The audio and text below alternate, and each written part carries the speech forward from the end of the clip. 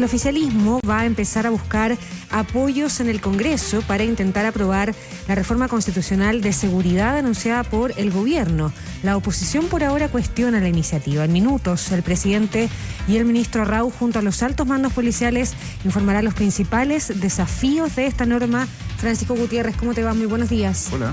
¿Cómo están? Muy buenos días. Será una de las medidas más importantes en materia de seguridad y que con una robusta agenda en esta área el gobierno ya anunció una próxima megareforma. Se trata de la Agenda contra el Crimen Organizado y Terrorismo, conocida como ACOT, que tiene más de 30 iniciativas que serán discutidas en el Congreso Nacional. En concreto, se habla de 19 proyectos que ya están en trámite legislativo y otros 9 prontos a ingresar, todos enmarcados en 4 ejes que se postulan como un compromiso estatal con la seguridad ciudadana y también con los apoyos policiales. Sin embargo, uno de estos ejes propone reformas constitucionales, una medida que ha sido ampliamente rechazada por la oposición.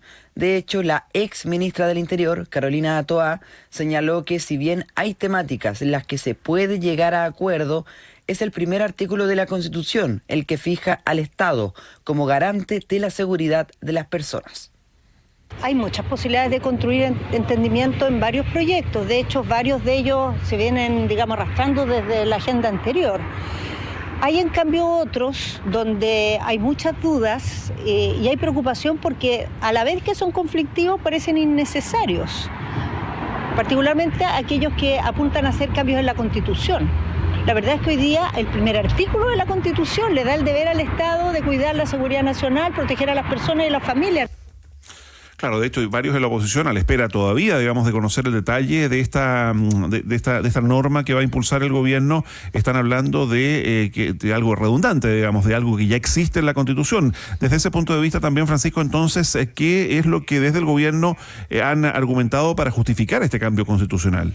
Mira, actualmente la Constitución señala como un deber del Estado resguardar la seguridad nacional. La propuesta es cambiar eso último por el resguardo de la seguridad pública, hacer esa modificación y así añadir un quinto estado de excepción en lugares de alteración a la seguridad pública, contando con el despliegue de las Fuerzas Armadas y que esto permita investigar también telecomunicaciones sin orden judicial, además de la incautación de bienes, restricciones a la movilidad y toques de queda incluso, diferenciados por edad. Una reforma apoyada ampliamente por el oficialismo y ahí fue el senador y presidente de Republicanos, Arturo Esquella, quien fue tajante al responder directamente a la ex ministra Toá, acusándola de querer mantener un sistema que defiende, a su juicio, a quienes se encuentran privados de libertad. No sorprende los comentarios de la ex ministra. Ella es parte de quienes se sienten cómodos con un sistema garantista en donde la proporcionalidad en el uso de la fuerza es la regla general, en donde era más importante los derechos de las personas que están privadas de libertad más que los de las víctimas, en fin. Eso evidentemente tiene que quedar atrás para poder ganarle al crimen organizado y perfectamente se puede hacer en paralelo con el trabajo operativo que está liderando el ministro Arrau.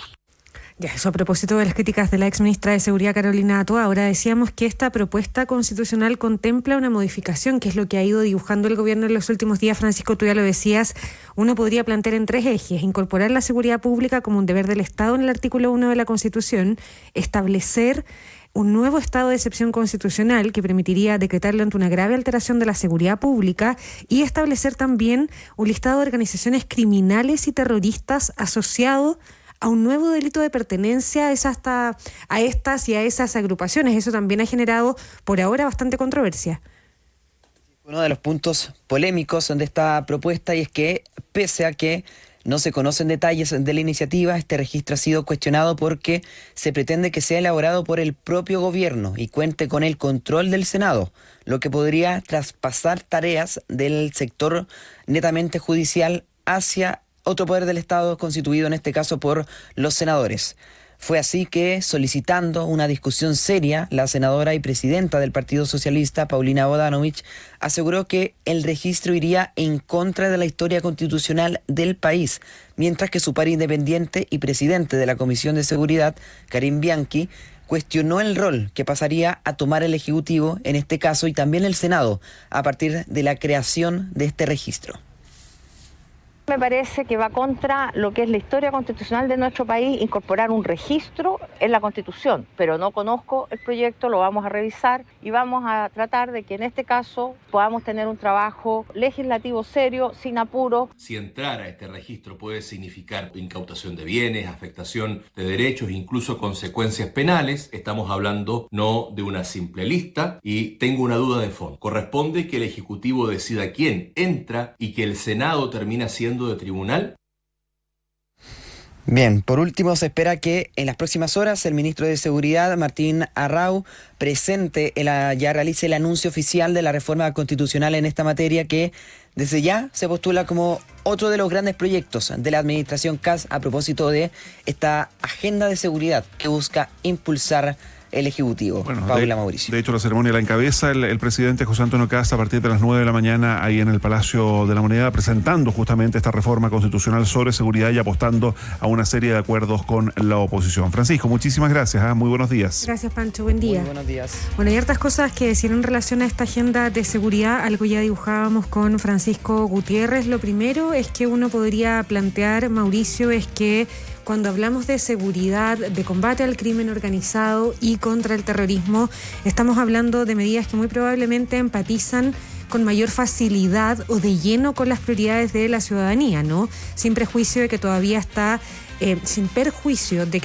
por comprobarse la real efectividad de las medidas que en este caso está planteando el Palacio de la Moneda. Pero sin ir más lejos, ayer en la encuesta Academ se dio a conocer los resultados y se muestra un alto nivel de apoyo a las medidas del plan de seguridad anunciado por el gobierno. Dicho eso, hay un intento, por supuesto, de la administración de José Antonio Kast de cumplir su principal promesa de campaña y de volver a conectarse con las principales preocupaciones de la gente. Después de un primer semestre, diría uno, mañana se cumplen 5 meses de gobierno y de mandato del presidente Kast en La Moneda, bien marcado por lo económico, pero no solo por el trámite de la mega reforma, sino por las consecuencias que hasta hoy tiene en el bolsillo de los chilenos el bencinazo y la decisión de traspasar los costos de los precios de los combustibles a los usuarios. Ahora, ¿qué pasa y cómo se entiende este afán del gobierno de avanzar en una reforma constitucional? Todavía no está políticamente demasiado claro, porque no solo resulta redundante, como han dicho expertos o personeros del gobierno anterior, como la exministra Carolina Toá, sino que para muchos en la derecha tiene una dimensión política que es bien interesante y que puede ser incluso compleja, que es que abre la puerta para que otros sectores se sientan tentados a proponer otros cambios a la Constitución, en una puerta que las derechas, en general, después de los 2 procesos constituyentes, habían de alguna manera decidido más bien dejar en pausa. Eso es lo primero. Y lo segundo es porque el gobierno no tiene los votos. Y esto podría prolongar innecesariamente el debate sobre esta agenda a propósito de la reforma constitucional, porque hoy día el gobierno está obligado, conminado a buscar esos respaldos donde no los tiene, que es en la oposición, digamos, y que son muchos más de los que le faltaban en varios capítulos de la mega reforma.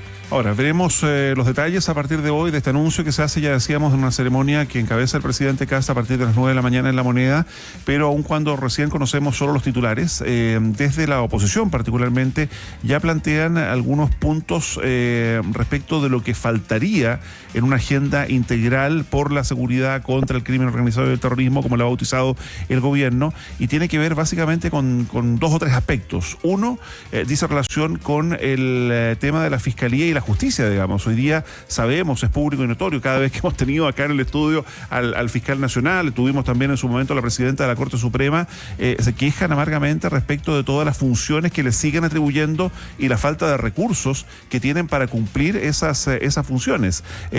Vamos a ver si es que esta reforma integral o esto que se propone en materia de aumentar las herramientas para combatir la inseguridad trae algo de aquello. Hasta el momento ni siquiera está en los anuncios. Lo segundo es en el tema penitenciario. Sabemos la gigantesca deuda que existe en temas de cárceles, y más allá de un par de líneas respecto de estas cárceles que se quieren construir o seguir construyendo en zonas aisladas, en el desierto, en fin, para los reos de mayor peligrosidad o aquellos que integran las redes de crimen organizado, no ha habido tampoco mayor novedad al respecto. Y lo último dice relación con la niñez y particularmente con la delincuencia que vincula o involucra a personas menores de edad, respecto de responsabilidad penal adolescente y respecto de todo lo que apunte también en esa dirección. Insisto, tenemos recién los titulares, las grandes líneas respecto de estos anuncios que recién comienzan a conocerse más en detalle a partir de esta jornada, pero ya se generan estos 3 puntos: lo judicial y la fiscalía, digamos, también el tema penitenciario y en definitiva lo que pasa en torno a las niñas. Sí, ahora yo te diría que lo de los delitos cometidos por menores de edad y adolescentes está corriendo por un carril paralelo, que es la reforma a la responsabilidad penal adolescente, porque otro de los puntos que se ha extrañado y que se ha puesto sobre la mesa es el aumentar la dotación de los policías, ¿no? Que ahí sí que hay un diagnóstico consensuado y común.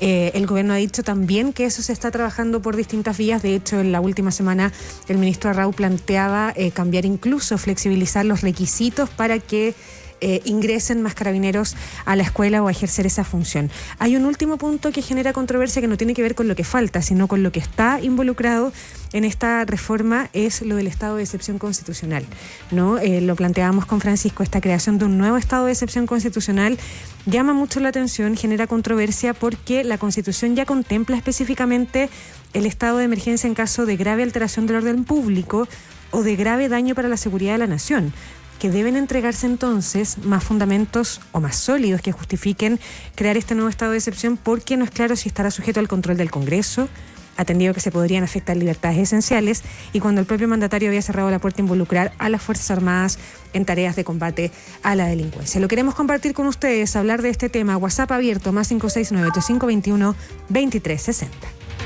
7:53 minutos. 7:53 minutos. ADN.